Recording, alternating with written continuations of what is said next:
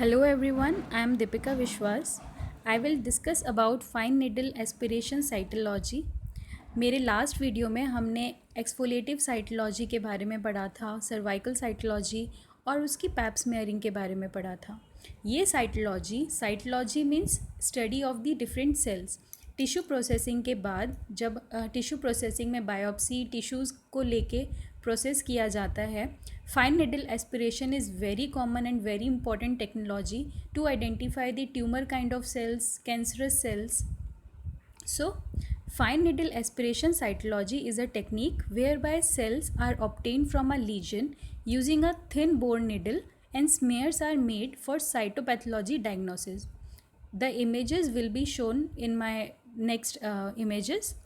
It was first described in 1930 in USA by Martin and Alice.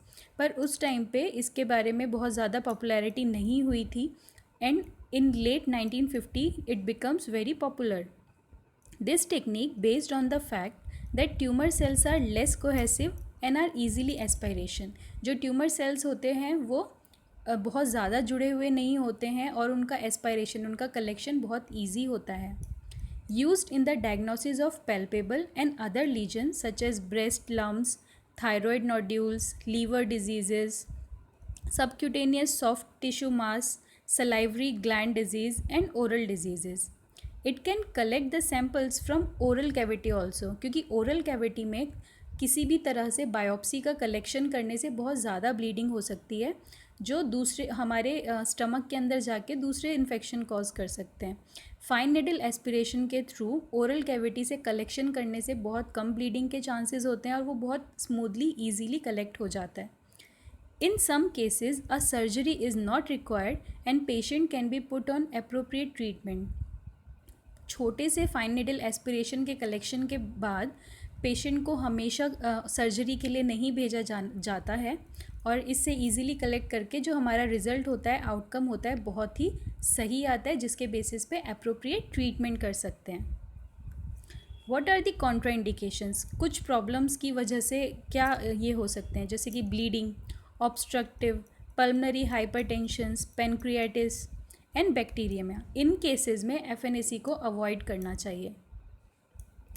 Advantages are without anaesthesia, it do not require anaesthesia. Patient को normal condition में ही रखा जाता है बिना anaesthesia देके और उसको बोल के उसका कलेक्शन किया जाता है.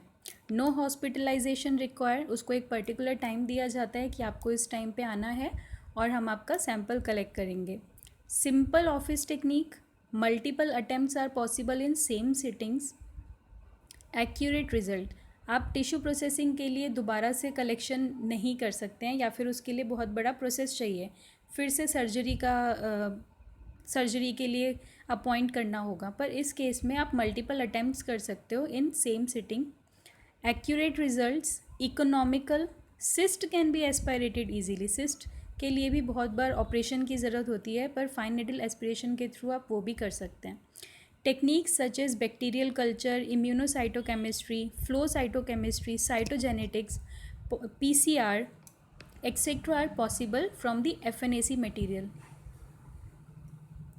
Success of FNAC depends on 4 fundamental requirements: palpation, aspiration, smear preparation and microscopy. In 4 fundamental requirement के बेसिस पे ही FNAC डिपेंड करती है. देखते हैं कैसे. तो इसका प्रिंसिपल है, the negative pressure created the syringe by aspiration hold the tissue against the sharp cutting edge of the needle so that the tissue will be cut by the cutting end of the needle and accumulates within the lumen of the needle or the syringe. ये needle और syringe के pressure के through जो sample है उसका suction किया जाता है, एस्पायरेशन किया जाता है. 2 टेक्निक्स पे बेस है ये, that is FNAC with aspiration and FNAC without aspiration. With aspiration में सक्शन किया जाता है सिरिंज के साथ. विदाउट एस्पायरेशन में निडल से उसको बार बार प्रिक किया जाता है जिससे कि टिश्यू सेल्स खुद से ऊपर आ जाते हैं. Equipment required, obviously the needle, you can see in the image also. Needles चाहिए जो कि 22 to 23 गॉज निडल यूज़ में आती है. Next is syringes of 20 ml syringe, pistol handle to hold the syringe handle. Sterile containers physiological saline में वो होना चाहिए. Slides should be very clean और free of grease. A 0.4 mm hemocytometer cover slip gives very better control over a smear pressure and a more perfect spread. Fixatives, you can use ethanol or carnoise fixative or formalin etc. Depends on the test you are doing. Then different stainings and microscope. Yes. Important preparation, what should be done for the documentation? So mention the date of the test done, preparation of the fixatives, name of the fixative used for wet smear, name of the pathologist, physician or the radiologist who are assigning the work, and the assistant performing the test. Then the clinical diagnosis to be done. Send the slide to the cytopathology laboratory for staining. What is the procedure? So take the clean slide and put it on the table before starting the experiment. Then fill the Coplin jar with isopropyl alcohol. For the fixative, we have to prepare with the glass slides, also the fixatives. Make the patient comfortable by explaining the procedure. Also take the written consent. Ask the patient to take appropriate position or any position which will expose the desired aspiration site on the aspiration table. You can use the chair also. अगर उसका face में कहीं से collection हो रहा है तो फिर टेबल पे बिठा के भी उसका कलेक्शन कर सकते हैं या फिर चेयर पे बिठा कर. Clean the site with spirit swab and leave the area to dry. Take needle and syringe with holder. Give a prick on the lump by vertical technique in which the needle is peripheral to the skin. Aspirate the lump by pulling the piston हमने देखा था. Rotate the needle and continue to aspiration. Move the needle back and forth. Back and forth means आगे पीछे needle को घुमाना है ताकि proper जो सेल्स हैं उसका कलेक्शन हो जाए and aspirate it. The direction of the needle can be changed according to the size of lump and repeat the aspirates. जो हमारी ग्लास स्लाइड्स हम यूज़ करते हैं, हम 3-4 ग्लास स्लाइड्स में कलेक्शन करते हैं और जो डायरेक्शन ऑफ द निडल है उसको चेंज कर सकते हैं क्योंकि कभी कभी जो लम्ब्स होते हैं वो बहुत बड़े होते हैं. आप लोगों ने देखा होगा ट्यूमर लम्ब्स जो गांठें बन जाती हैं, ये उस टाइप के कलेक्शन के लिए बहुत ज़्यादा इंपॉर्टेंट है. If the lesion is too big then multiple site aspiration may be needed.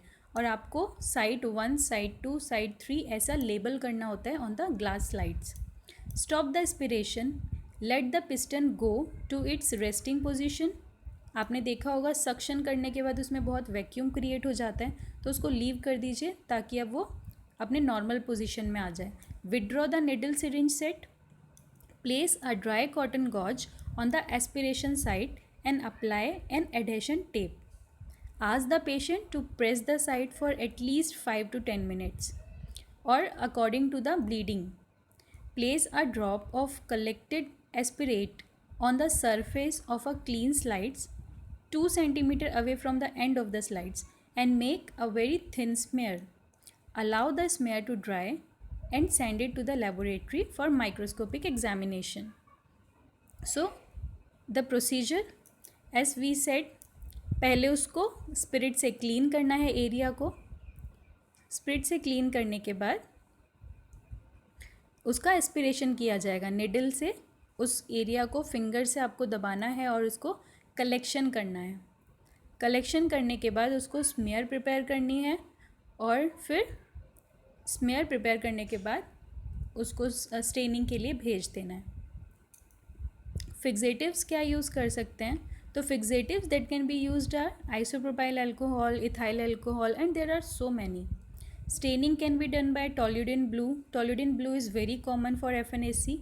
Romanowski staining also done, especially the May-Grunwald Giemsa staining. Giemsa staining with the Gill-Nielsen stainings. Pass staining, that is periodic acid Schiff. Then Elchian blue stain for the wet fixed by Papanicolaou stain.